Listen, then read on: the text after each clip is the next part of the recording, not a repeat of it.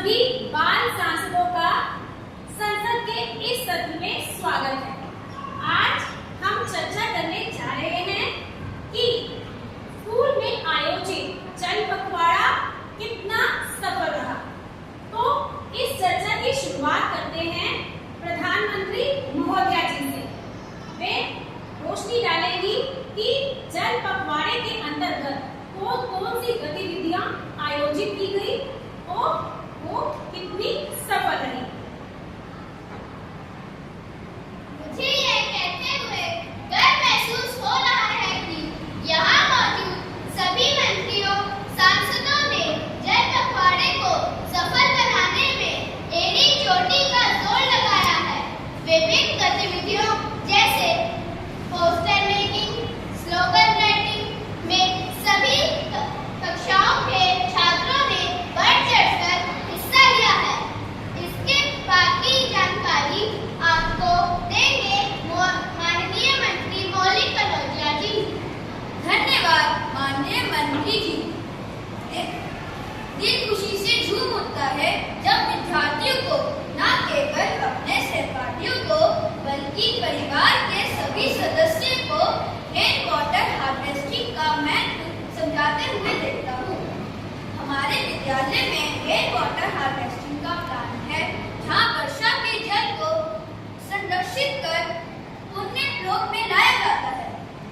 पर होते ना देखना होगा कि जल की बूंद को केवल कागजों तक ही सीमित न रखा जाए, बल्कि जल बचाव के तरीकों को अमल में भी लाया जाए। बिल्कुल, मैं यहाँ बोलना चाहूँगी कि इस बार न सिर्फ विद्यार्थियों बल्कि उनके अभिभावकों को भी इस जल शक्ति अभियान के बारे में बताने का प्रयास किया गया है। पीटीएम वाले दिन हमारे युवा कार्यकर्ताओं ने बहुत सहज ढंग से यह बताने का प्रयास किया कि जल की हर एक बूंद कीमती है।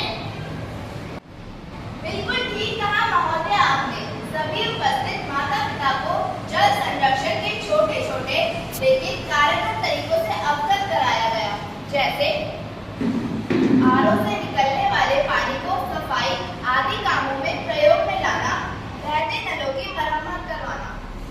बिल्कुल, पर मैं कहना चाहूंगी कि कथनी और करनी में फर्क होता है।